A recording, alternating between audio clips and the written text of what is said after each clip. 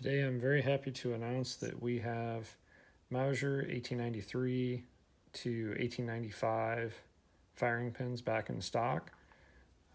These are a pre-hard steel. Previously we were machining them and then sending them out for heat treat. We are super happy with how these turned out. We are very excited to have a new to us Swedish 96. This will work on all the Husqvarna commercial 96s, M38, 1896, 1894. And super excited about this one. This is a intermediate Mauser 98. To my knowledge, these have never been commercially made in the United States. They fit a myriad of export Mausers, Peruvian 1909, Turkish 1903. Mauser Obendorf used them in some of their commercial rifles. There was quite a few guns that used these. And with that, Mauser made a lot of commercial rifles that were a standard 98, but had a long, what I call a tail, for the long commercial cocking piece. So we're very excited to offer those. They are all on the website.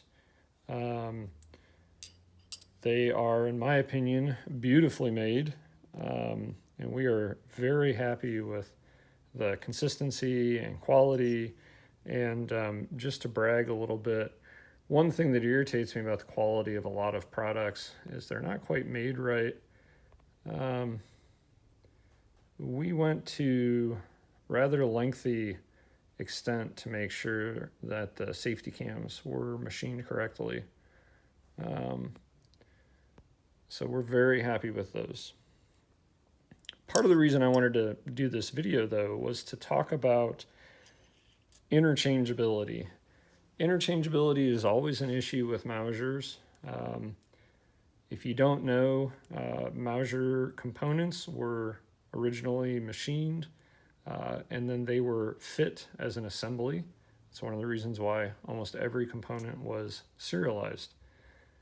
So this can lead to some issues with interchangeability.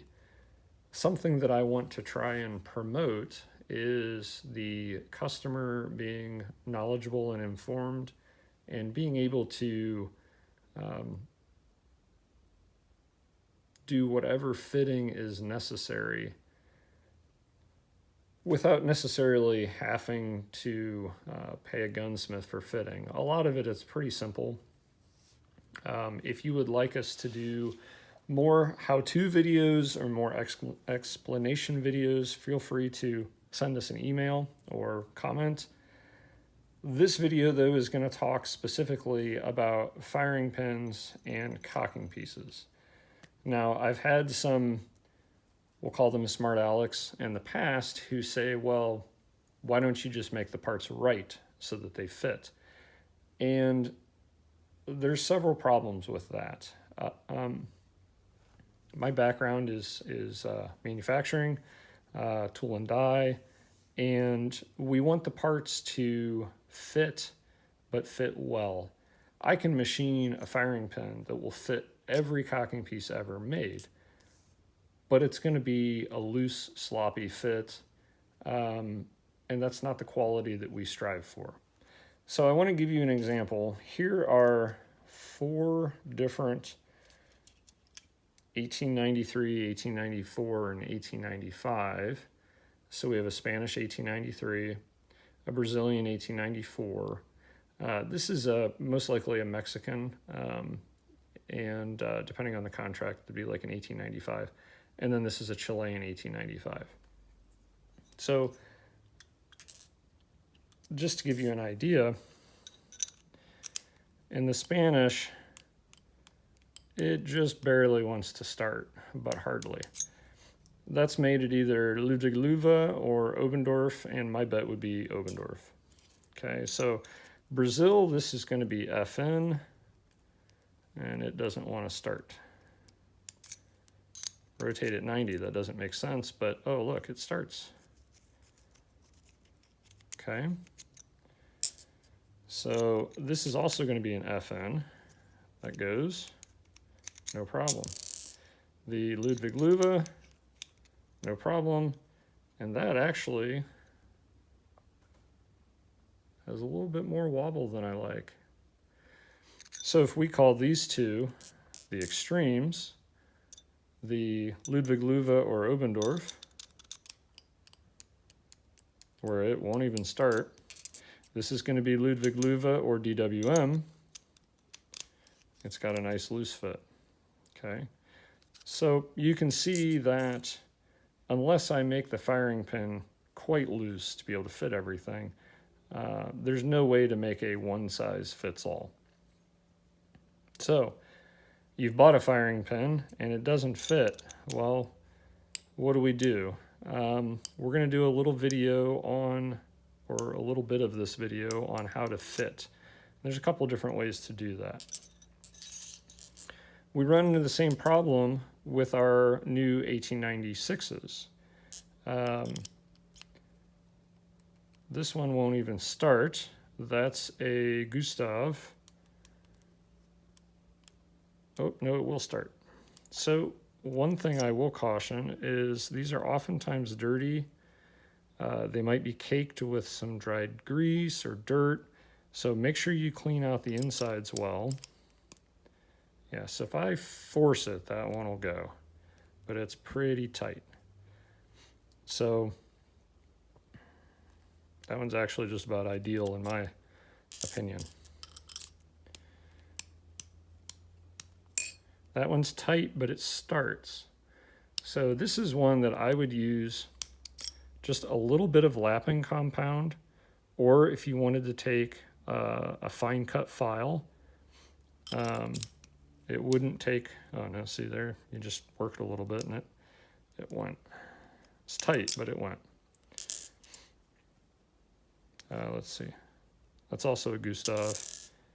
This is a Gustav. That one is loose and easy. And actually,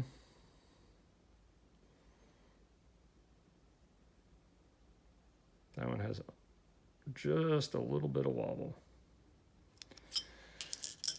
So if we go to the intermediate and the commercial, these are Obendorf produced long, what's called a long cocking piece, 98. And this one doesn't even start. So something to look at is if you see how the pin is ever so slightly recessed. My guess is, I don't know if we'll be able to see it, down in there on that bottom face. Yep, there's some crud down there. I'm betting that's what's stopping the firing pin from going all the way in. Okay, so that one just needs scrubbed. This one barely starts. Rotate it 90, which you wouldn't think would do anything, but it does. Okay, so this one will just barely start. So that's probably a candidate for some filing.